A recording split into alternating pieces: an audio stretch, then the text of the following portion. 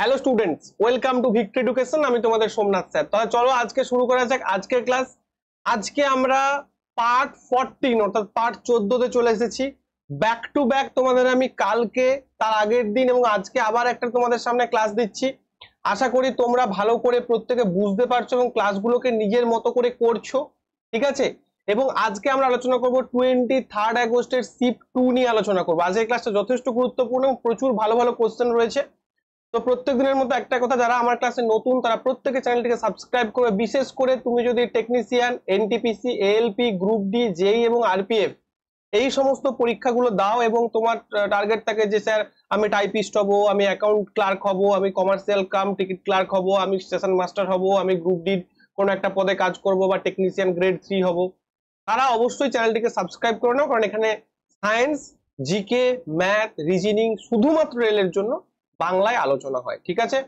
চলো, তো তোমাদের আমি একদমই প্রশ্ন নিয়ে চলে যাচ্ছি ডাইরেক্ট। তার আগে একটাই কথা, আমার দুটো ব্যাচ রয়েছে। এই ব্যাচটা শুরু হয়েছে 10th জুন থেকে, ওই 2-3টে ক্লাস মতো হয়েছে। 10th জুন থেকে এই ব্যাচটা শুরু হয়েছে। তো এই যে ব্যাচের যে এই পার্টিকুলার ব্যাচের যে ভর্তিটা আজকে তোমাদের বোধহয় 14 জুন, এটা 15 জুন পর্যন্ত চলবে, অর্থাৎ কাল পর্যন্ত ভর্তি চলবে। প্রচুর ছেলে মেয়ে ভর্তি হয়েছে। যারা ভর্তি নিতে চাও তারা অবশ্যই নাম্বারে যোগাযোগ করে ভর্তি হয়ে যাবে। এই যে নাম্বারটা দেওয়া রয়েছে স্ক্রিনে দেখতে পাচ্ছ, এই নাম্বারে ভর্তি করে যোগাযোগ হয়ে যাবে। এই নাম্বারটা আমারই নাম্বার, আমিই তোমার ফোন ধরবো। রুটিন অনুযায়ী ক্লাস হবে, মক টেস্ট হবে, কনসেপ্ট ক্লিয়ার হবে, সমস্ত কিছু এবং প্রত্যেকটা সাবজেক্ট হবে। এবং যারা আমার সায়েন্স ক্লাস দেখে শুধুমাত্র সায়েন্সের জন্য ভর্তি হতে চাইছো, অনেকে বুঝতে পারো না সায়েন্সের কোনটা ছাড়বে, কোনটা পড়বে, কোন জায়গাটা ইম্পর্টেন্ট, কোন জায়গাটা তোমাদের ভুল হতে পারে, কোন জায়গাটা খুঁটিয়ে খুঁটিয়ে পড়বো, অর্থাৎ লাইন বাই লাইন। তোমাদের এনসিইআরটি পড়ার অভিজ্ঞতা অনেকেরই নেই, কোন জায়গা থেকে প্রশ্ন আসবে, কোন জায়গাটা প্রশ্ন আগে এসেছে, এই জায়গাগুলো তখনই তোমাদের এক্সপিরিয়েন্স তৈরি হবে যদি তুমি প্রচুর প্রিভিয়াস ইয়ার্স প্রশ্ন করো।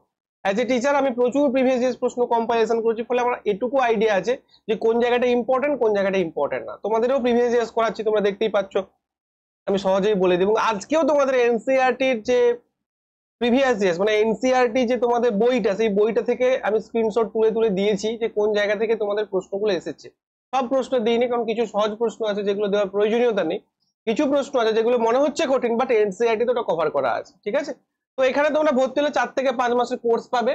এবং কনসেপ্ট যাদের ক্লিয়ার করা চাই, যাদের কনসেপ্ট ক্লিয়ার করতে চাও তারাই এখানে অ্যাডমিশন নেবে। যারা পিডিএফ এর জন্য আসতে চাও, যারা ভাবছো যে স্যারের ওখানে ঢোকা মাত্রই আমার এরকম তুড়ি মেরে ক্লাস হয়ে যাবে বা 1 মাসের মধ্যে সব ক্লাস শেষ হয়ে যাবে, এসো না। একটা নির্দিষ্ট টাইম লিমিট থাকে, সেই টাইম লিমিটের মধ্যে পুরো কোর্সটা আমি তোমাকে কমপ্লিট করবো 4 থেকে 5 মাস। তার মধ্যে কোর্স কমপ্লিট হবে, তার মধ্যে প্রশ্ন উত্তর আলোচনা হবে, তার মধ্যে ডায়াগ্রাম হবে, ছবি হবে, সবকিছু। চলো আর কিছু বলবো না, এবার পুরো ক্লাসে ঢুকে যাব। তো প্রথম প্রশ্ন কি দিয়েছে দেখো, বলছে নিচের কোন বিক্রিয়ক, আচ্ছা এটা প্রত্যেকটা প্রশ্ন কিন্তু 22 আগস্ট, 22 না 23 আগস্ট বোধহয় বললাম, 23 আগস্ট শিফট 2, ঠিক আছে। নিচের কোন বিক্রিয়ক এর জায়গায় বসে একটি নিউট্রালাইজেশন বিক্রিয়া দেবে। আচ্ছা নিউট্রালাইজেশন বিক্রিয়া আগের দিনও বলেছি। নিউট্রালাইজেশন বিক্রিয়া মানে কি, মানে হচ্ছে অ্যাসিড প্লাস বেস, অর্থাৎ অ্যাসিডের সঙ্গে বেসের বিক্রিয়া কি উৎপন্ন হবে না, সল্ট প্লাস ওয়াটার উৎপন্ন হবে। তাহলে যখনই আমাদের অ্যাসিডের সঙ্গে বেসের রিয়াকশন হবে এবং সল্ট প্লাস ওয়াটার উৎপন্ন হবে, তখন তাকে আমি বলবো কি নিউট্রালাইজেশন রিয়াকশন। কারণ অ্যাসিড এবং বেস কি করবে, নিউট্রালাইজ করবে একে অপরকে এবং সেখান থেকে সল্ট উৎপন্ন হবে, ঠিক আছে। তাহলে এখানে দেখছি CaOH2 অর্থাৎ ক্যালসিয়াম হাইড্রোক্সাইড। ক্যালসিয়াম হাইড্রোক্সাইড কি OH বন্ড মানে OH মূলক রয়েছে, তার মানে এটা কি হয়ে যাবে, এটা বেস। তার মানে এতে অবশ্যই কি বসাতে হবে, এতে অবশ্যই অ্যাসিড বসাতে হবে, এতে অবশ্যই অ্যাসিড বসাতে হবে, সেখান থেকে ক্যালসিয়াম ক্লোরাইড এবং জল উৎপন্ন হবে। আচ্ছা এখানে কতগুলো অ্যাসিড রয়েছে দেখো, নাইট্রিক অ্যাসিড রয়েছে যার সংকেত কি HNO3, এখানে সালফিউরিক অ্যাসিড রয়েছে H2SO4, এখানে হাইড্রোক্লোরিক অ্যাসিড রয়েছে HCl, এখানে অ্যাসিটিক অ্যাসিড রয়েছে যার সংকেত হচ্ছে CH3COOH, ঠিক আছে। তো এতগুলো অ্যাসিড রয়েছে, তুমি বলবে স্যার কোন অ্যাসিডটা বসাবো। তো প্রথম কথা, উইক অ্যাসিড এখানে হবে না, উইক অ্যাসিড এখানে হবে না। তার কারণ কি, উইক অ্যাসিড যদি দিতাম তাহলে এখানে কিন্তু সবসময় মনে রাখবে যে উইক অ্যাসিড এবং যদি স্ট্রং বেস হয় তাহলে যে লবণটা উৎপন্ন হবে সেই লবণটা কিন্তু হচ্ছে বেসিক লবণ উৎপন্ন হবে, যেটা স্ট্রং হবে তার লবণ উৎপন্ন হয়ে যাবে, অর্থাৎ এখানে একটা OH বন্ড থাকতো, ফলে এটা উত্তর হবে না। এইবার কথা হচ্ছে দেখো, H2SO4, HNO3, HCl এই তিনটের মধ্যে যে কোনো একটা হতে পারে, কিন্তু তুমি লবণটার দিকে দেখো, লবণটার দিকে দেখবে যে এখানে কিন্তু দুটো ক্লোরিন চলে এসছে, দুই অণু ক্লোরিন চলে এসছে। তাহলে স্যার দুই অণু যদি ক্লোরিন আসে তাহলে ক্লোরিন কোথা থেকে আসবে, CaOH2 মধ্যে তো ক্লোরিন ছিল না। লবণটা কি রয়েছে, CaCl2, অর্থাৎ Cl2 রয়েছে, Cl দুটো ক্লোরিন অণু এসছে, সিএটা তো CaOH2 থেকে পেয়েছে, মানে সি এর থেকে এখান থেকে ক্যালসিয়াম পেয়ে গেছে, OH2 তো এখানে H2 হয়ে গেছে, মানে ক্লোরিন কোত্থেকে পেলো? নিশ্চয়ই যে অ্যাসিডটা আমি এখানে বসাবো তার মধ্যে একটা ক্লোরিন থাকতে হবে, তার মধ্যে যদি ক্লোরিন না থাকে তাহলে এখানে ক্লোরিন আসবে না। তাহলে অবশ্যই ক্লোরিন কার মধ্যে আছে? হাইড্রোক্লোরিক অ্যাসিডের মধ্যে ক্লোরিন রয়েছে, তাহলে হাইড্রোক্লোরিক অ্যাসিড হয়ে যাবে তোমার সঠিক উত্তর। বোঝা গেল যে সমস্ত বিক্রিয়া তোমাকে মনে রাখতে হবে এমন কোনো কথা নেই, জাস্ট বিক্রিয়ার মেকানিজম গুলো, যে কিভাবে বিক্রিয়া হচ্ছে, কিভাবে কেমিক্যাল রিয়াকশন হয়, কিভাবে একটা আর একটা আসে, সেই জায়গাটা তোমাকে জানতে হবে। তো সেই জায়গাটা আমি তোমাকে এক্সপ্লেন করে দিলাম। পরবর্তী প্রশ্ন চলে যাচ্ছে, বলছে কি একটি উত্তল লেন্স বস্তুর আকারের দ্বিগুণ, একটি উত্তল লেন্স বস্তুর আকারের দ্বিগুণ একটি বাস্তব উল্টানো চিত্র তৈরি করে। মানে এটা সৎ, আচ্ছা যেখানে যেখানে বাস্তব থাকবে না আমার প্রশ্নে, সেখানে সেখানে তোমরা সৎ প্রতিবিম্ব করবে, দ্যাট ইজ ইংলিশে যাকে বলা হয় রিয়েল ইমেজ।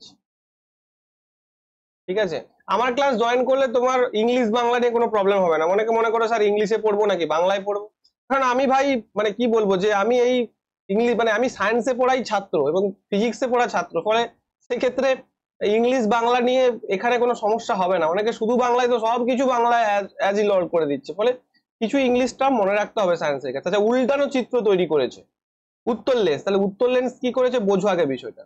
এটা একটা উত্তর লেন্স, উত্তর লেন্সে কি করেছে, এটা বস্তুর একটা নির্দিষ্ট আকার রয়েছে এবং উত্তর লেন্সে বাস্তব এবং উল্টানো, বাস্তব মানে সৎ, তাহলে সৎ প্রতিবিম্ব যদি গঠিত তাহলে অবশ্যই বস্তুটা এখানে, উল্টানো মানে বস্তুটা এখানে প্রতিবিম্বটা গঠিত করেছে, তার মানে এটা হচ্ছে কি ভি আর এটা হচ্ছে ইউ। কিন্তু এখানে কি বলে দেখো, এখানে বলছে বস্তুর আকার, তাহলে বিবর্ধন কি হবে? তাহলে বিবর্ধন মানে আমরা কি জানি, M equal to H I divided by H ও।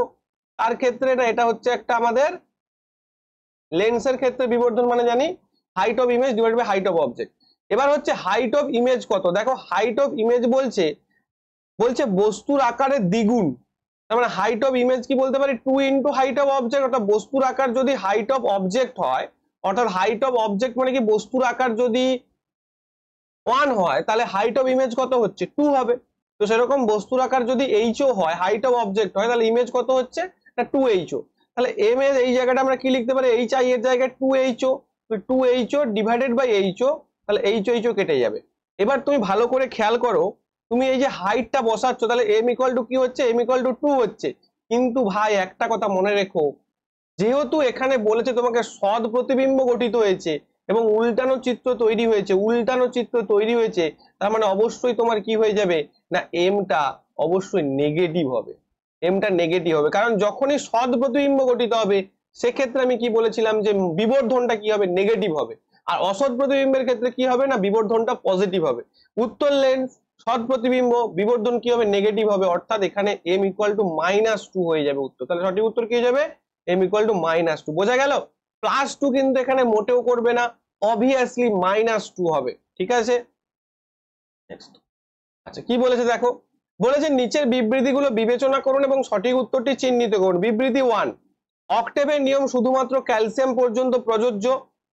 বিবৃতি 2, ক্যালসিয়ামের পরে প্রতিটি অষ্টম উপাদানের প্রথমটির মতো বৈশিষ্ট্য থাকে না। অর্থাৎ অক্টেভের নিয়ম কি বলছে, অক্টেভ ল কার না নিউল্যান্ডের অক্টেভ লতে কি বলা ছিল না প্রথমটার সঙ্গে তার যে 8 নম্বর যে এলিমেন্টটা থাকবে তাদের কি থাকবে, মিল থাকবে, সেরকম দ্বিতীয়টার সঙ্গে তারপরে যে 8 নম্বর থাকবে তার মিল থাকবে। কিন্তু এটা কতদূর পর্যন্ত থাকে না, এটা অবশ্যই ক্যালসিয়াম পর্যন্ত থাকে, একদম ঠিক বলেছে। ক্যালসিয়াম পর্যন্ত আমরা অক্টেভের লটা কিন্তু প্রথম প্রযোজ্য পাই, অর্থাৎ ক্যালসিয়াম পর্যন্ত আমরা কিন্তু প্রথম অক্টেভের লটা কিন্তু আমরা ক্যালসিয়াম পর্যন্তই দেখতে পাই, এটা একদম ঠিক কথা, এটা বলাও রয়েছে। ক্যালসিয়ামের পরে প্রতিটি অষ্টম উপাদানের প্রথমটির বৈশিষ্ট্যের মতো থাকে না, অর্থাৎ প্রতিটি অষ্টম উপাদানের প্রথমটির মতো যে বৈশিষ্ট্য যেটা আমরা অক্টেভ লতে পড়েছি, ক্যালসিয়ামের পরে কিন্তু সেই বৈশিষ্ট্যটা থাকে না, একদম ঠিক। অর্থাৎ বিবৃতি 1 এবং বিবৃতি 2 দুটোই কিন্তু সঠিক রয়েছে, তাহলে অপশন 4 হয়ে যাবে তোমার সঠিক উত্তর। এবার তুমি বলবে স্যার এটা আমি কি করে বুঝবো, দেখো এখানে নিউল্যান্ডের অষ্টক সূত্র এনসিইআরটি ক্লাস 10 থেকে তোমাদের লিখে দিয়েছি, অর্থাৎ পিরিয়ডিক টেবিল থেকে, সেখানে সুন্দর বলা রয়েছে যে মৌলগুলোর পারমাণবিক গুরুত্বের ঊর্ধ্বানুসারে, পারমাণবিক গুরুত্ব মানে অ্যাটমিক ওয়েট, ঊর্ধ্বানুসারে সঞ্চিত করে পারমাণবিক গুরুত্ব বিশিষ্ট মৌল দিয়ে প্রথম শুরু করেন। তাহলে প্রথম মৌলটা কি, হাইড্রোজেনটা বহুবার পরীক্ষায় প্রশ্ন এসেছে, ঠিক আছে, বহুবার পরীক্ষা প্রশ্ন এবং 56তম, এবং তাহলে তার যে পিরিয়ডিক টেবিলটাতে কটা মৌল ছিল এটাও প্রশ্ন আছে, দেখো 56টা মৌল ছিল। তাহলে আমরা যে অক্টেভ ল অফ অক্টেভ বা নিউল্যান্ডের যে অষ্টক সূত্র পাই সেখানে তিনি টোটাল কটা মৌল নিয়েছিলেন 56টা, কিন্তু আমরা যদি আবার মডার্ন পিরিয়ডিক টেবিল দেখি সেখানে কিন্তু 118টা মৌল ছিল, ঠিক আছে। এবং থোরিয়াম দিয়ে শেষ করেন, এটাও ইম্পর্টেন্ট, তোমাদের রেলে আসছে, দেখেছো কেন লাইন বাই লাইন আমি পড়াই। আমি কি করেছি এটা তোমাদের পিপিটিতে তুলে দিয়েছি, তাই না হলে ওদের পুরো পিডিএফটা ধরে এরকম লাইন বাই লাইন পড়াই। তিনি লক্ষ্য করেন যে প্রতি অষ্টমৌল ধর্মামূল প্রথম মৌলের অনুরূপ হয়।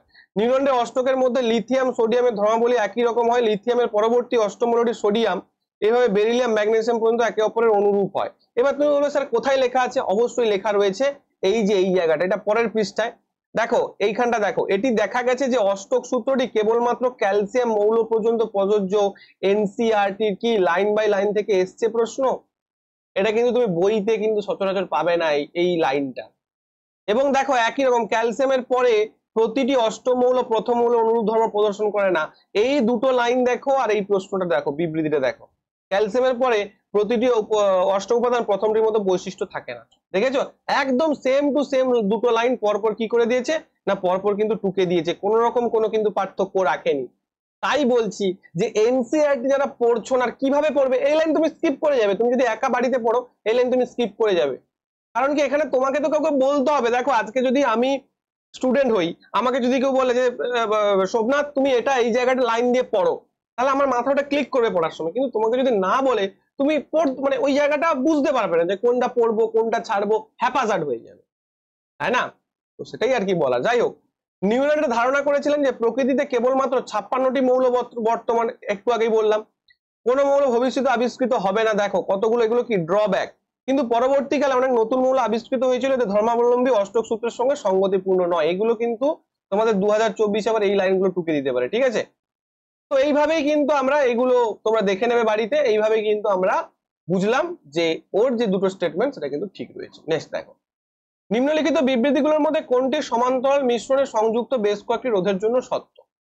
আচ্ছা, সমস্ত রোধ দুটি প্রদত্ত বিন্দুর মধ্যে সংযুক্ত থাকে। দেখো সমান্তরাল রোধের ক্ষেত্রে আমরা কি জানি না, সমান্তরাল রোধের ক্ষেত্রে আমরা যদি আঁকি আমরা দেখবো যে প্রত্যেকটা রোধের স্টার্টিং পয়েন্ট এবং এন্ডিং পয়েন্ট, যতগুলোই রোধ থাকুক না কেন, প্রত্যেকটা রোধের স্টার্টিং পয়েন্ট এবং এন্ডিং পয়েন্ট কিন্তু একটা নির্দিষ্ট পয়েন্টের সঙ্গে যুক্ত থাকে। এটা মনে করো স্টার্টিং পয়েন্ট আর এটা মনে করো এন্ডিং পয়েন্ট, একটা মানে দুটো একই টার্মিনালের সঙ্গে যুক্ত থাকবে। এবার এখান থেকে আমি ভোল্টেজ দেব, যদি ভোল্টেজ দেওয়া হয় তাহলে কি হবে না, এর পোটেনশিয়াল ডিফারেন্স যদি ভি হয় এরও পোটেনশিয়াল ডিফারেন্স ভি হবে এবং এরও পোটেনশিয়াল ডিফারেন্স ভি হবে। অর্থাৎ প্রত্যেকের পোটেনশিয়াল ডিফারেন্স সেম হবে, কিন্তু কারেন্টটা আলাদা আলাদা যাবে, কারেন্টটা আলাদা আলাদা যাবে, ঠিক আছে? এটা মনে করো R1, এটা মনে করো R2, এটা মনে করো R3। এবং সমস্ত রোধক দুটি প্রদত্ত বিন্দুর সঙ্গে মধ্যে সংযুক্ত থাকে, একদম ঠিক, মানে যে দুটো বিন্দু থাকবে তার মধ্যে সংযুক্ত থাকবে যতগুলো রোধ থাকুক না কেন সমান্তরাল সমবায়ের ক্ষেত্রে। সার্কিটের সমতুল্য রোধ পৃথকের চেয়ে বেশি হবে, অর্থাৎ বলছে টোটাল এই যে সার্কিটের সমতুল্য রোধটা পৃথক যে রোধগুলো আছে তার থেকে বেশি হবে। আচ্ছা এই পয়েন্টটা তোমাকে আমি বোঝাচ্ছি কি বলতে চাইছি। না দেখো প্রতিটি রোধকের মধ্যে বিভব পার্থক্য একই হবে, একদম ঠিক রয়েছে। এইবার দেখো প্রথম যে দ্বিতীয় নম্বর যে স্টেটমেন্টটা বলছে সেটা আমরা একটু প্রুফ করব, মানে দেখাবো তোমাকে ঠিক বলছে না ভুল বলছে। বলছে মনে করো এরকম তিনটে আমার রেজিস্ট্যান্স রয়েছে, একটা রেজিস্ট্যান্স মনে করো 2, একটা রেজিস্ট্যান্স মনে করো 4, একটা রেজিস্ট্যান্স মনে করো 8। এটা কিসে রয়েছে না, এটা মনে করো আমাদের সমান্তরালে রয়েছে। তাহলে যদি সমান্তরালে থাকে এর তুল্য রোধ কত সমবায়টা না, তুল্য রোধ হবে 1/RS ইজ ইকুয়াল টু আমরা কত বলবো না 1/R1 প্লাস হচ্ছে 1/R2 প্লাস হচ্ছে 1/R3। তাহলে তুমি এখানে করো না আর 1/RS ইকুয়াল টু কত হয়ে যাবে না 1/2 প্লাস 1/4 প্লাস হচ্ছে 1/8।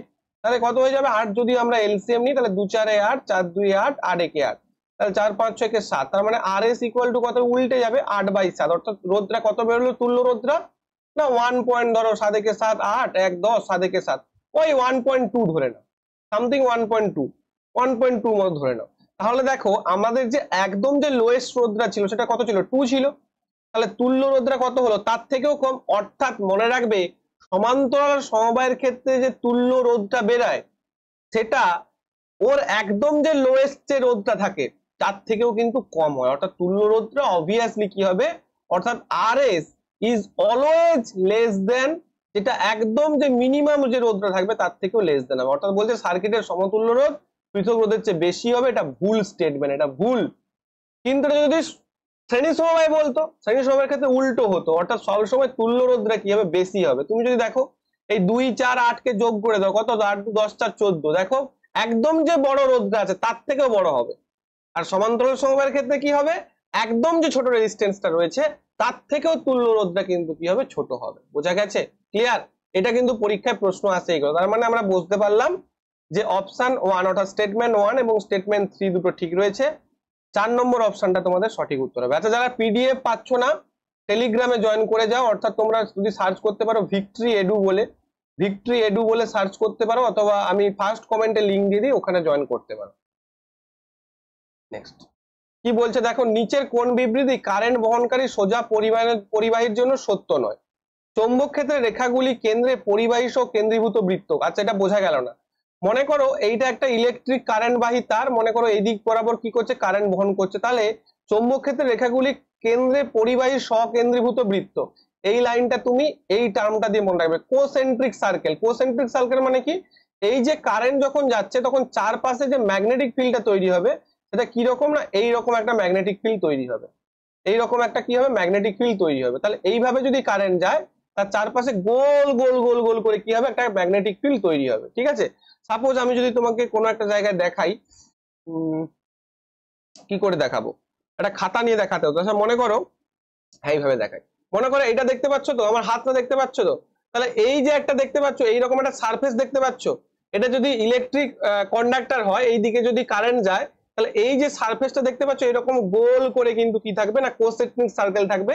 কোসেন্ট্রিক সার্কেল অর্থাৎ একটার ভিতরে আরেকটা সার্কেল থাকবে, যেটা কি হবে না, যেটা কিন্তু তোমাদের ম্যাগনেটিক ফিল্ডকে ডিনোট করছে, ম্যাগনেটিক ফিল্ডকে। তার মানে এটা অবশ্যই ঠিক রয়েছে যে পরিবাহী যখন পরিবহন হবে তখন এইভাবে কোসেন্ট্রিক সার্কেল থাকবে, মানে কোসেন্ট্রিক ম্যাগনেটিক ফিল্ড থাকবে। পরিবাহী থেকে দূরে যাওয়ার সাথে সাথে চৌম্বক ক্ষেত্রে শক্তি বৃদ্ধি, মানে কি করে হবে দেখো ভালো করে না, পরিবাহী মনে করো এটা রয়েছে, এখানে তার কোসেন্ট্রিক সার্কেল, তুমি যত দূরে যাবে কি হবে, তত চৌম্বক ক্ষেত্রের শক্তি কম হবে, তো তাহলে বৃদ্ধি পায় লিখেছে কেন, তাহলে এটা ভুল, এটা ঠিক রয়েছে। ডান হাতের বুড়ো আঙুলের নিয়ম, যেটাকে রাইট থাম রুল বলা, একদম ঠিক। আমি তোমাদের কতবার দেখিয়েছি যে এই দিকে যদি কারেন্ট যায়, এই দিকে যদি কারেন্ট যায়, তাহলে তার যে ফিল্ডটা কি থাকবে, তোমার হাতটাকে যদি এরকম করো, যেরকম খুশি করো, এরকম করলে বেশি বোঝা যাবে, এরকম করে যদি মোড়ো, তাহলে এই দিক বরাবর যদি কারেন্ট যায় বুড়ো আঙুলের দিক বরাবর, তাহলে তার যে ম্যাগনেটিক ফিল্ডটা কোন দিকে কাজ করবে না, ম্যাগনেটিক ফিল্ডটা দেখো অ্যান্টি ক্লকওয়াইজ কাজ করবে, উল্টো দিক দিয়ে দেখলে অ্যান্টি ক্লকওয়াইজ, আর সোজা দিক দিয়ে দেখলে ক্লকওয়াইজ কাজ করবে। ঠিক আছে, তার মানে এটা কোন থাম রুল অনুযায়ী হয়, রাইট থাম রুল অনুযায়ী হয়। মোটর কোন থাম রুল অনুযায়ী কাজ করে, লেফট হ্যান্ড রুল ফ্লেমিং এর। Generator right hand rule Fleming এর, রাইট হ্যান্ড রুল, বা ডান হাতের যে ফর্মুলা রয়েছে ফ্লেমিং এর, জেনারেটর কাজ করে। এগুলো কতবার বলেছি, মুখস্থ হয়ে যাওয়ার কথা তুমি বারবার। তাহলে অবশ্যই 3 নম্বরটাও ঠিক রয়েছে, রাইট থাম রুল দিয়ে হয়। তার মানে 1 আর 3 সঠিক, অর্থাৎ অপশন নাম্বার 2 হয়ে যাবে তোমার সঠিক উত্তর। এই যে এইভাবে যাচ্ছে, দেখতেই পাচ্ছ এইভাবে ছবিটা দিয়েছে। নিচের কোনটি ভাইরাসের উদাহরণ? HIV, anthrax, AIDS, elephantiasis. আমাদের দেখার দরকার নেই এইচআইভি মানে কি, এইচআইভি মানেই ভাইরাস, হিউম্যান ইমিউনো ডেফিসিয়েন্সি ভাইরাস। আর এইডস মানে কি, অ্যাকোয়ার্ড ইমিউনো ডেফিসিয়েন্সি সিনড্রোম, অর্থাৎ এইডস একটা রোগের নাম, ডিজিজের নাম, সেটা যে ভাইরাসের ফলে হয় সেটা হচ্ছে এইচআইভি। তার মানে এইচআইভি হয়ে যাবে তোমার সঠিক উত্তর। একটি গোলাকার আয়নার মেরু ও ফোকাসের মধ্যে দূরত্ব কত? আর এর রেসপেক্ট। আচ্ছা প্রথমে দেখো, এটা মনে করো একটা অবতল দর্পণ, এই অবতল দর্পণে মেরু কোনটা, এটা হচ্ছে মেরু। ঠিক আছে, এই অবতল দর্পণে মেরু কোনটা, এটা মনে করো এর মেরু। এখানে কি রয়েছে, এখানে মনে করো ফোকাস রয়েছে, এখানে ফোকাস, এখানে কি রয়েছে, এখানে রয়েছে বক্রতা কেন্দ্র। তাহলে আর মানে কত হবে, আর মানে আমরা কি জানি, আর মানে আমরা কি জানি, আর মানে আমরা জানি যে বক্রতা কেন্দ্র থেকে পোল পর্যন্ত ডিস্টেন্স, তাকে কি বলা হয়, আর বলা হয়। আর এই ফোকাসটা কোথায় না, বক্রতা কেন্দ্র থেকে পোল পর্যন্ত ডিস্টেন্স, তার মাঝখানে অবস্থিত ফোকাস, অর্থাৎ ফোকাস ইকুয়াল টু মেরু ও ফোকাস, অর্থাৎ এই যে দূরত্বটা কি হবে, এই দূরত্বটা হয়ে যাবে r/2, অর্থাৎ ফোকাস এবং মেরুর মধ্যে দূরত্ব, যেটাকে ফোকাস দৈর্ঘ্য বলা হয়, সেটা হয়ে যাবে কি r/2। দেখো চট করে তুমি যখন এগুলো করতে যাবে না, হুট করে এগুলো মাথায় আসবে না তোমার, যে ফোকাল দৈর্ঘ্য তো বলা নেই, বলা যে মেরু এবং ফোকাসের মধ্যে দূরত্ব, তো হুট করে মাথায় নাও আসতে পারে। তাই এই ধরনের ছবি এঁকে এঁকে বাড়িতে একটু কনসেপ্ট ক্লিয়ার করে নেবে, তাহলে কখনো কিন্তু এগুলো ভুল হবে না তোমার। নেক্সট আবার বিবৃতি কি বলেছে, কার্বন এবং কার্বনের অন্যান্য পরমাণুর সাথে বন্ধন তৈরি করার জন্য যে ক্ষমতা রয়েছে যা বড় অণুর জন্ম দেয়। একদম ঠিক, কার্বনের ক্যাটিনেশন ধর্ম বলে যেটাকে। ও বিবৃতিতে তো দুটোই, বিবৃতিতেও সেটাই লেখা আছে যে এটাকে কার্বনের ক্যাটিনেশন ধর্ম বলা হয়। অর্থাৎ কার্বন এই যে সমযোজী বন্ধন দ্বারা একটা যোজ্যতা শৃঙ্খল তৈরি করতে পারে, একটা বিরাট বড় শৃঙ্খল তৈরি করতে পারে। তোমরা দেখেছো হাইড্রোকার্বনের শৃঙ্খল গুলো হয় হেপটেন, হেক্সিন, কতগুলো বড় বড় শৃঙ্খল তৈরি করে, CH CH CH CH। তার মানে কি হয়েছে, দুটোই কিন্তু এখানে সঠিক হবে, উভয় বক্তব্যই সঠিক, একদম ঠিক। আচ্ছা এই দেখো এনসিইআরটি তে কিন্তু এরকম লেখাই রয়েছে, দেখো ডাইরেক্ট তোমাদের কার্বন পরমাণু অন্য কার্বন পরমাণুর সাথে সমযোজী বন্ধনের মাধ্যমে যুক্ত হওয়ার বিশেষ ক্ষমতা রয়েছে, একেই বলা হয় এত এত বিশাল সংখ্যক কার্বন গঠন যৌগ পাওয়া যায়, কার্বনের এই বিশেষ ক্ষমতায় ক্যাটিনেশন বলে। অ্যাজ ইট ইজ দেখো তুলে দিয়েছে, অ্যাজ ইট ইজ তুলে দিয়েছে। এই ধরনের প্রশ্নে কি হয় জানো তো, ভুল হয়ে যায় যে আদৌ কি এটাকেই ক্যাটিনেশন বলে নাকি ক্যাটিনেশন আবার অন্য জিনিস। কিন্তু তুমি যখন এনসিইআরটির এইগুলো পড়বে তখন কিন্তু তোমার জিনিসগুলো আরো ক্লিয়ার হয়ে যাবে এবং কনসেপচুয়াল ক্ল্যারিটি চলে আসবে তোমার কাছে। আর যতক্ষণ না বাংলায় তুমি বুঝছো এগুলো, যতই তুমি হিন্দির বড় বড় টিচার দেখো না কেন, বাংলার টিচারের কাছে যতক্ষণ না তুমি এগুলো কনসেপচুয়াল ক্ল্যারিটি আনছো, সেই ছোটবেলায় যখন আমরা ক্লাস 9-10-এ যখন দেখো ভালো করে বোঝো যে মাধ্যমিকে আমরা কত নাম্বার পেতাম, 50-এর 50, 100-এর 100 ফিজিক্যাল সায়েন্সে। কেন বলতো, তখন আমাদের যে টিচার গুলো ছিল হয়তো অনেকে মুখস্থ করতো, কিন্তু টিচাররা এত সুন্দর করে বোঝাতো এই বাংলার জিনিসগুলো আমাদের মনে থেকে যেত। কিন্তু পরবর্তীকালে যখন ইংলিশের বড় বড় বই এলো আমাদের গাঁতিয়ে মুখস্থ করতে হয়েছে, কিন্তু সঠিক কি বোঝা গেছে কি? তো সেই জন্য বাংলায় কিন্তু কনসেপচুয়াল ক্ল্যারিটি অনেক বেশি পাওয়া যায়। ঠিক আছে, চলো নেক্সট। আচ্ছা, HNO3 প্লাস KOH থেকে KNO3 প্লাস H2 হয়েছে, এটা কি ধরনের বিক্রিয়া? আচ্ছা, তো প্রথমে এগুলো তো আর বলার কিছুই নেই, দেখেই বুঝতে পারছো। HNO3 কি? HNO3 কি না, HNO3 হচ্ছে তোমার একটা অ্যাসিড। তাহলে HNO3 একটা অ্যাসিড এবং KOH কি? KOH একটা হচ্ছে base. HNO3 acid, KOH base. তাহলে KNO3 কি উৎপন্ন হবে? অ্যাসিড প্লাস বেস নিউট্রালাইজ হয়ে গেছে, দেখো NO3 মূলক চলে এসেছে, তার মানে এটা সল্ট প্লাস হচ্ছে ওয়াটার। কি হবে এটা? আর বলতে লাগবে না, দিস ইজ নিরপেক্ষ বিক্রিয়া বা নিউট্রালাইজেশন রিঅ্যাকশন। সবসময় নিউট্রালাইজেশন, ডিকম্পোজিশন, কম্বিনেশন এগুলো মনে রাখবে। রেডক্স, রেডক্স মানে জারণ বিজারণ বিক্রিয়া। ডিকম্পোজিশন মানে বিয়োজন বিক্রিয়া। যে AgCl কে আমরা বলেছিলাম, AgCl কে যদি আমি সেই চায়না মাটির ডিশে যদি সূর্যালোকের উপস্থিতি রেখে দিই তাহলে কি উৎপন্ন হবে? Ag প্লাস Cl2 উৎপন্ন হবে, বলেছিলাম, মনে আছে? এটা ডিকম্পোজিশন। কম্বিনেশন কি বলেছিলাম? যে কার্বনের সঙ্গে অক্সিজেন যুক্ত হয়ে কি উৎপন্ন করবে? কার্বন ডাইঅক্সাইড উৎপন্ন করবে। ঠিক আছে, রেডক্স রিঅ্যাকশন যে C+O2 থেকে যে CO2 হচ্ছে, এটা একটা রেডক্স রিঅ্যাকশনের উদাহরণ হয়ে যাবে। তো কিছু কিছু উদাহরণ এরকম আছে যেগুলো কমন হয়ে যায়, যেমন রেডক্স, এই কার্বন থেকে কার্বন এবং অক্সিজেন যুক্ত হয়ে কার্বন ডাইঅক্সাইড, এটাকে রেডক্স রিঅ্যাকশন আমরা বলতে পারি। মানুষের স্বাভাবিক সিস্টোলিক এবং ডায়াস্টোলিক প্রেসার। ডায়াস্টোল মানে কি? ডায়াস্টোল মানে হৃদপিণ্ড যখন রিল্যাক্স মোডে আসবে, ডায়াস্টোল মানে রিল্যাক্স মোড আসবে। আচ্ছা বলো তো, যখন কোনো কিছু রিল্যাক্স মোডে থাকে তখন তার মধ্যে চাপ বেশি হবে না কম হবে? তুমি আমাদের কথাই ভেবে নাও, আমরা যখন রিল্যাক্স মোডে, যেমন আমি তোমাদের পড়াচ্ছি, আমি এখন রিল্যাক্স মোডে আছি, কিন্তু যদি লাইভ ক্লাস হতো আমি কিন্তু একটু এক্সাইটেড স্টেটে চলে যেতাম। কেন? তোমরা ভুলভাল উত্তর দিতে দেখছি যে বারবার এগুলো পড়িয়েছি তবুও তোমরা ভুলভাল উত্তর দিচ্ছ, তখন একটু মাথাটা গরম হয়ে যায়, একটু প্রেসার বেড়ে যায়। ঠিক আছে, তো ডায়াস্টোলিক মানে রিল্যাক্স, মনে রাখবে ডায়াস্টোল মানে রিল্যাক্স। তাহলে হার্ট যখন রিল্যাক্সিং স্টেজে থাকে, এটা মনে করো একটা হার্ট, এটা মনে করো একটা হার্ট। ঠিক আছে, এটা যদি একটা হার্ট হয় তাহলে এই যে হার্ট, এই যে হার্ট, এই হার্ট যখন রিল্যাক্সিং মোডে থাকছে, রিল্যাক্সিং মোডে যখন থাকছে তখন কি হবে না, রিল্যাক্সিং মোডে যখন থাকবে তখন মনে রাখবে যে সবসময় কি হবে, ব্লাড এন্টার করে, ব্লাড এন্টার করে। এই দিক দিয়ে কোন ধরনের ব্লাড এন্টার করছে? এই দিক দিয়ে কোন ধরনের ব্লাড এন্টার করছে না, CO2 যুক্ত ব্লাড এন্টার করছে, দিয়ে এখানটা আসবে। ঠিক আছে, CO2 যুক্ত ব্লাড এখানটা আসবে, দিয়ে এখান থেকে কি হবে না, ফুসফুসীয়, ফুসফুসীয় যে ধমনী, এই ফুসফুসের ধমনী দিয়ে দুটো ফুসফুসের দিকে চলে যাবে, তারপর ফুসফুসীয় শিরা হয়ে আবার এই যে আমাদের যে বাম অলিন্দ রয়েছে, বাম অলিন্দ রয়েছে, এটা বাম অলিন্দ, বাম অলিন্দ। ঠিক আছে, বা আর্টারি যেটা বলছে, মানে লেফট আর্টারি যেটাকে বলছে, সেখানে চলে আসবে কি না, O2 যুক্ত রক্ত। এখানে কে চলে আসবে? O2 যুক্ত রক্ত চলে আসবে। তারপর এটা এখানে আসবে এবং এখান দিয়ে কি হবে, মহাধমনীর মধ্য দিয়ে পুরো শরীর ছড়িয়ে যাবে। তাহলে যখন মনে রাখবে ডায়াস্টোল হয়, ডায়াস্টোল মানে কি, হার্ট রিল্যাক্স থাকে, তখন কি হয়, তখন ব্লাড গুলোর এন্ট্রি ঘটে। তাহলে ডায়াস্টোলে কি হয়, ব্লাডের এন্ট্রি ঘটে। একটু বুঝিয়ে দিচ্ছি তারপর উত্তরটা বলছি। ব্লাডের এন্ট্রি ঘটছে, অর্থাৎ তখন চাপটা কিন্তু কম থাকে, তখন চাপটা কম থাকে। কিন্তু সিস্টোলের ক্ষেত্রে কি হয়, হার্টটা সংকুচিত হয়, সংকুচিত হয় মানে ব্লাড বেরোনোর কাজ হয়। বেরোনোর কাজ কোন কোন দিক দিয়ে হয়? একটা হচ্ছে আমাদের যে নিলয় থাকে, মানে বাম নিলয় এবং ডান নিলয়। বাম নিলয়, এটা তো বাম নিলয়, তাহলে বাম নিলয় থেকে কি হয় না, রক্ত সারা শরীরে ছড়িয়ে পড়ে, কার মাধ্যমে? অ্যাওর্টার মাধ্যমে, মানে মহাধমনীর মাধ্যমে। আর এই যে আমাদের যে ডান নিলয় থাকে, ডান নিলয় থেকে কি হয় না, রক্ত কি হয় না, রক্ত ফুসফুসীয় ধমনীর মাধ্যমে ফুসফুসের দিকে চলে যায়। এখানটা CO2 যুক্ত রক্ত যায়, এখানে O2 যুক্ত রক্ত যায়। তাহলে সিস্টোলের ক্ষেত্রে কি হয়, সিস্টোলের ক্ষেত্রে চাপটা বেশি হবে, সেটা কত হয় না, সেটা হচ্ছে 120। আর ডায়াস্টোলের ক্ষেত্রে কত হয় না, 80। তাহলে 120/80 হচ্ছে আমাদের, 120/80 হচ্ছে আমাদের কি না, আমাদের নর্মাল চাপ। নেক্সট, একটি লেন্স দ্বারা উৎপাদিত বিবর্ধন হচ্ছে হাফ। একটি লেন্স দ্বারা উৎপাদিত বিবর্ধন কত হচ্ছে, হাফ। ঠিক আছে, তাহলে লেন্স দ্বারা গঠিত চিত্রের প্রকৃতি ভালো করে বোঝো। তাহলে ম্যাগনিফিকেশন ইকুয়াল টু কত দিচ্ছে প্লাস হাফ। তাহলে প্লাস হাফ দেখেই আমি বলে দিলাম যে ম্যাগনিফিকেশন যখনই তোমাদের মাইনাস থাকবে তখন কি হবে না, তখন সেটা কিন্তু সৎ প্রতিবিম্ব হবে বা রিয়েল ইমেজ হবে। ঠিক আছে, সৎ প্রতিবিম্ব বা রিয়েল ইমেজ হবে। আর কি কি আমরা পাই না, সৎ প্রতিবিম্ব যখনই গঠিত হবে, দেখো কত সুন্দর পাচ্ছি, সৎ প্রতিবিম্ব যখনই গঠিত হবে তখনই মনে রাখবো ওটা উল্টানো, ওটা উল্টানো। ঠিক আছে, তাহলে মাইনাস চিহ্ন থাকলে আমরা এই দুটো জিনিস পাবো, আর প্লাস চিহ্ন থাকলে কি পাবো, অবশ্যই সেটা কি হবে অসৎ প্রতিবিম্ব অথবা কি না ভার্চুয়াল ইমেজ, অসৎ প্রতিবিম্ব বা ভার্চুয়াল ইমেজ, এবং সেটা অবশ্যই কি হবে খাড়া বা সমশীর্ষ হবে, সমশীর্ষ হবে যেটাকে বলা উল্টানো বা অবশীর্ষ বলতে পারি আমরা, অবশীর্ষ হবে। এবং এই দুটো জিনিস আমরা পাই। এবার দেখো তার মান দিয়েছে, মানের ক্ষেত্রে কি বলেছিলাম যে এম এর তিনটে মান, এম ইকুয়াল টু 1 হলে কি হবে না বস্তুর আকৃতি, বস্তুর ইউ ইকুয়াল টু ভি হবে, ওটা ইউ ইকুয়াল টু না মানে height of image equal to height of object হবে। আর এম গ্রেটার দেন 1 হলে কি হবে না height of object, sorry height of object, height of image greater than height of object হবে। আর এম যদি লেস দেন 1 হয় তখন কি হবে না এম লেস দেন 1 হলে height of object greater than height of image হবে বা height of image less than 1 হবে।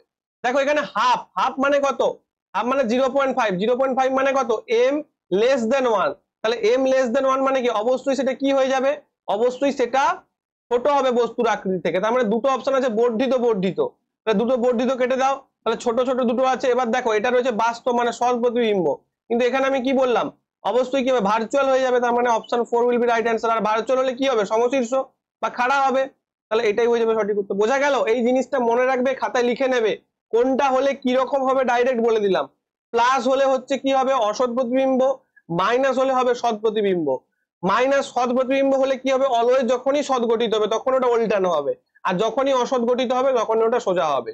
আর যদি গ্রেটার দেন 1 হয় মানে এম গ্রেটার দেন 1 হলে কি হবে বললাম তোমাদের হাইট অফ ইমেজটা বেশি হবে, অর্থাৎ প্রতিবিম্বর আকৃতি বেশি হবে, বড় হবে। নারকেলের তুষ অর্থাৎ কোকোনাট হাস্ক যেটাকে বলা হয়, কোকোনাট হাস্ক, সেই কোকোনাট হাস্কটা কি দ্বারা গঠিত হয় বারবার বলেছি স্ক্লেরেনকাইমা দিয়ে গঠিত হয়। স্ক্লেরেনকাইমা, এই প্যারেনকাইমা কোলেনকাইমা স্ক্লেরেনকাইমা কি এগুলো হচ্ছে একটা একটা প্ল্যান্ট টিস্যু, এগুলোকে আমরা কি বলি প্ল্যান্ট টিস্যু বলি বা উদ্ভিদ কলা বলে থাকি প্ল্যান্ট টিস্যু। এই প্ল্যান্ট টিস্যু হচ্ছে স্ক্লেরেনকাইমা। এটা কি ধরনের প্ল্যান্ট টিস্যু না এটা হচ্ছে সরল সরল স্থায়ী কলা। এবং মনে রাখবে এই স্ক্লেরেনকাইমাটা কিন্তু ডেড, মৃত। যেমন স্ক্লেরেনকাইমা প্যারেনকাইমা এগুলো কি প্যারেনকাইমা কোলেনকাইমা, প্যারেনকাইমা কোলেনকাইমা এগুলো কি জীব বা সজীব, কিন্তু এটা হচ্ছে মৃত টিস্যু। এবং এই মৃত টিস্যুটা হচ্ছে কি করে না একটা দৃঢ়তা প্রদান করে। তোমরা দেখেছো কোকোনাটের যে বাইরের ছালটা কতটা শক্ত হয়, তো সেটাই স্ক্লেরেনকাইমা টিস্যুর জন্যই হয়। নেক্সট পি কারেন্ট এবং প্রতিরোধ, অর্থাৎ প্রতিরোধ মানে রোধ, এটা বারবার ছেলেটা প্রতিরোধ কেন করে দেয় আমি বুঝি না। রোধ এবং আবার এটাকে সম্ভাব্য পার্থক্য করে দিয়েছে, এটা হচ্ছে কি না এটাকে হচ্ছে আমরা বলতে পারি বিভব পার্থক্য, সম্ভাব্য পার্থক্য করে দেয়। আচ্ছা পোটেনশিয়াল ডিফারেন্স তো গুগল দিয়ে করে এই সব ভুলভাল করে দেয়। যাই হোক ঠিক আছে, কি আর করা যাবে বেচারা। তো শক্তি কারেন্ট এবং রোধ বিভব পার্থক্যের মধ্যে ভুল সম্পর্ক কোনটা, তাহলে আমরা পি ইকুয়াল টু কি জানি, আমরা পি ইকুয়াল টু কি জানি, পি ইকুয়াল টু জানি V into I, P equal to V into I. কোথা থেকে এসছে অনেকবার বলে দিয়েছি আর বলছি না এখন। আচ্ছা আর আমরা ওহমের ল থেকে কি জানি, ওহমের ল থেকে জানি V equal to I R, I R. এবার একটা একটা করে বসাই, P equal to V I, তার মানে এটা সঠিক রয়েছে। আচ্ছা নেক্সট আমি বসাবো ভি এর বদলে আই বসাবো, তাহলে ভি এর বদলে আই বসালে কি হবে আই আর বসবে, তাহলে আই আর ইন্টু আই, তার মানে V equal to I square R, I square R, এটা কিন্তু স্কোয়ার, হ্যাঁ আই স্কোয়ার আর মানে এটা ঠিক আছে। আচ্ছা নেক্সট দেখো আমি কি বসাবো ভি স্কোয়ার বাই আর। আচ্ছা ভি স্কোয়ার বাই আর মানে কি আই এর মানটা বসিয়েছে, আই ইকুয়াল টু কি বসাবো ভি বাই আর, তাহলে পি ইকুয়াল টু কি হবে ভি ইন্টু ভি বাই আর, তার মানে হয়ে যাবে ভি স্কোয়ার বাই আর। এটাও সঠিক, এটাও সঠিক, এটাও সঠিক, তার মানে ওপরটা সঠিক না, P equal to I R square হবে না, তার মানে এটাই হয়ে যাবে তোমার উত্তর। চলো নেক্সট। ভূপেশ কয়েক বছর ধরে ফসলের ব্যর্থতায় ভুগছিলেন, অর্থাৎ ফসল হচ্ছিল না। তিনি যখন মাটির পিএইচ পরীক্ষা করে দেখেন তা ছিল প্রায় 11.6, মানে একদম অ্যালকালাইন ছিল।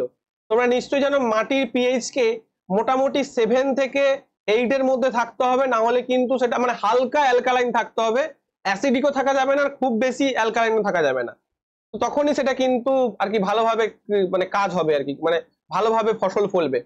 তো নিচের কোন যৌগটি সে ব্যবহার করবে। আচ্ছা প্রথমে দেখো, প্রথমে বলে দিই যে এখানে এমন একটা যৌগ ব্যবহার করতে হবে যেখানে স্লাইডলি কি হবে না স্লাইডলি অ্যাসিডিক, এইখানে স্লাইডলি অ্যাসিডিক, এগুলো কিন্তু প্রচুর ক্ষার। কেন দেখো OH, এই যে OH, আর এটা দিয়ে তো NaCl তো নুন, এটা তো হবেই না। ভালো করে বোঝো, এগুলো দিলে কিন্তু এই যে পিএইচটা আরো বৃদ্ধি পেয়ে যাবে, অর্থাৎ 11.6 থেকে আরো বেড়ে ধরে যাবে 13 হয়ে গেছে।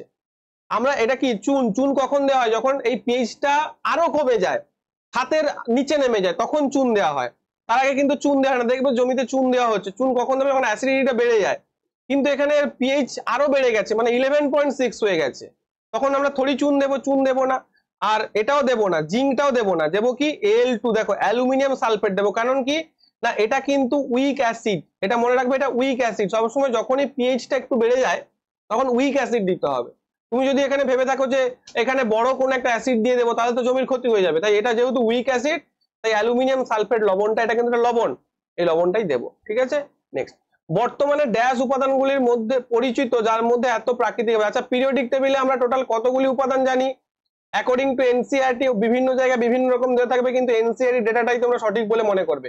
অনেক জায়গায় বলা রয়েছে যে উপাদানগুলো তো 118টা আমরা জানি, কিন্তু 118টা এই দুটো তো হবেই না, কিন্তু অনেক জায়গায় 92, কোথাও 91, কোথাও 94 দেওয়া রয়েছে। কিন্তু এনসিইআরটি তে দেওয়া রয়েছে বর্তমানে ন্যাচারালি আমরা 94টা পাই, তাই 118 এবং 94টা যে সঠিক উত্তর হয়ে যাবে। তোমরা এটা এই ডেটাটাকে মনে রাখবে। নেক্সট। আচ্ছা, তিনটে বাল্ব রয়েছে এ, বি এবং সি, রেড যুক্ত, যথাক্রমে 40 ওয়াট, 60 ওয়াট এবং 100 ওয়াট। 220 ভোল্ট ভোল্টেজের উৎসের সাথে সমান্তরালে যুক্ত। যে বাল্বটি সর্বাধিক উজ্জ্বলতার সঙ্গে জ্বলবে? দেখো এই একটা বাল্ব রয়েছে। আচ্ছা,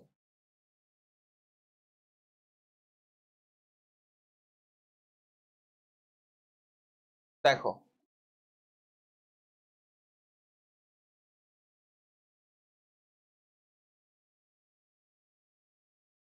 তিনটে সমান্তরালে যুক্ত রয়েছে, তাই তো?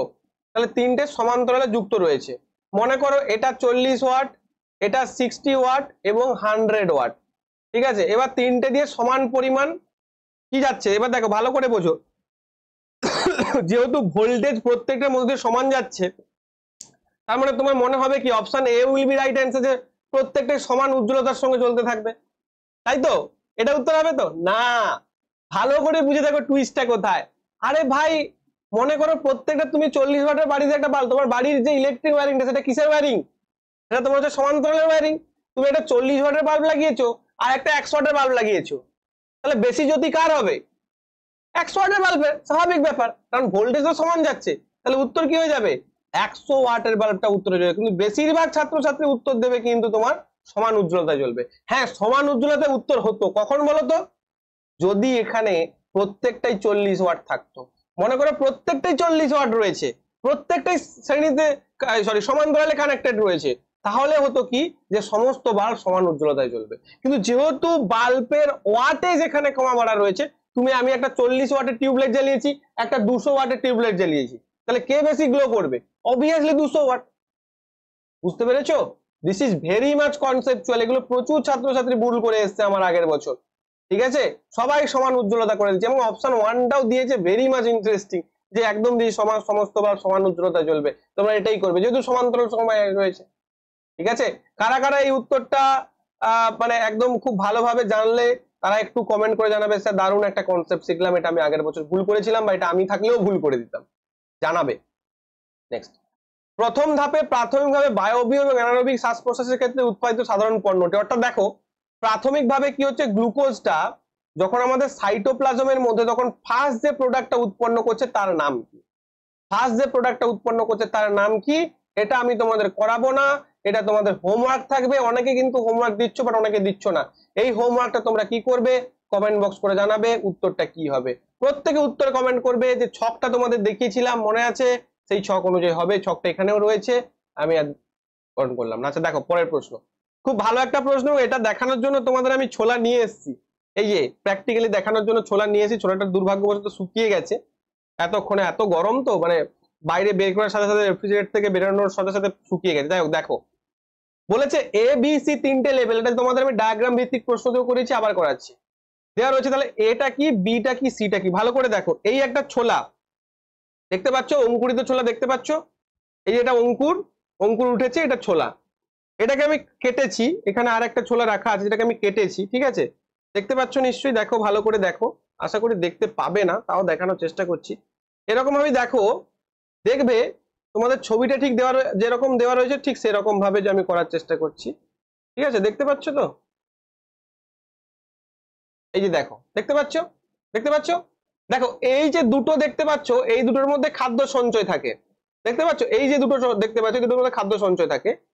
যেটা এই যে অংশটা, যেটা সাদা অংশটা, সেটা হচ্ছে এইটা, সেটা কি হবে বলতো? সেটা তোমার মূল হবে। আর ঠিক দেখবে একটা অংশ মুড়ে আছে, যেটা মোড়াটাকে আমি বের করে দিয়েছি, এই ওপরের অংশটা, এটা কি হবে? মুকুল হবে, ভ্রূণ মুকুল বা অঙ্কুর, এখান থেকে গাছ উঠবে। এই যে দেখো, এইখান থেকে গাছ উঠবে, আমি পেন দিয়ে দেখাই, এই জায়গাটা থেকে গাছ উঠবে। ঠিক আছে, এই জায়গাটা থেকে গাছ উঠবে। আর এটা দ্বিবীজপত্রী, ডাইকট দ্বিবীজপত্রী, যে দুটো বীজপত্র দেখতেই পাচ্ছ, দুটো বীজপত্র। তোমাদের আমি একদিন ধানের অঙ্কুর, মানে ধানের অঙ্কুর এনে দেখাবো। দেখতে পাচ্ছ দুটো বীজপত্র। আর এই যে অংশটা, যেটা অঙ্কুর উঠে থাকে, এটা কিন্তু এর মূল হয়ে যাবে। অর্থাৎ ছবিটা তোমার, এই ছবিটার সঙ্গে যদি সেট আপ করি, তাহলে দাঁড়াবে এইরকম একটা অংশ দাঁড়াবে, এইরকম একটা অংশ দাঁড়াবে। ঠিক আছে, এইরকম যদি অংশ দাঁড়ায়, তাহলে এখানে কি করছে সে? এই পাতাটার মধ্যে সে কি করছে? এই পাতাটার মধ্যে সে কি করছে? এই পাতাটার মধ্যে সে খাদ্য সঞ্চয় করছে, তাই না? এই পাতাটার মধ্যে সে খাদ্য সঞ্চয় করছে। তাহলে বি তে কি করবে? বি তে কিন্তু সে খাদ্য সঞ্চয় করবে। বি তে হচ্ছে খাদ্য সঞ্চয় করবে, এই যে। আর এখানেও রয়েছে খাদ্য সঞ্চয়। আর ওপরেরটা কি বললাম? ওপরেরটা কি হবে? ভবিষ্যতের অঙ্কুর, এই যে ভবিষ্যতের অঙ্কুর। আর নিচেরটা কি হয়ে যাবে? এই যে নিচেরটা, এই নিচের অংশটা কি হয়ে যাবে? ভবিষ্যতের কি হয়ে যাবে? মূল হয়ে যাবে। তাহলে ভবিষ্যতের মূল, option A will be right answer. বোঝা গেল? আমি একদম প্র্যাকটিক্যালি তোমাদের করিয়ে দেখিয়ে দিলাম। আসলে আমি এরকমই পড়াই।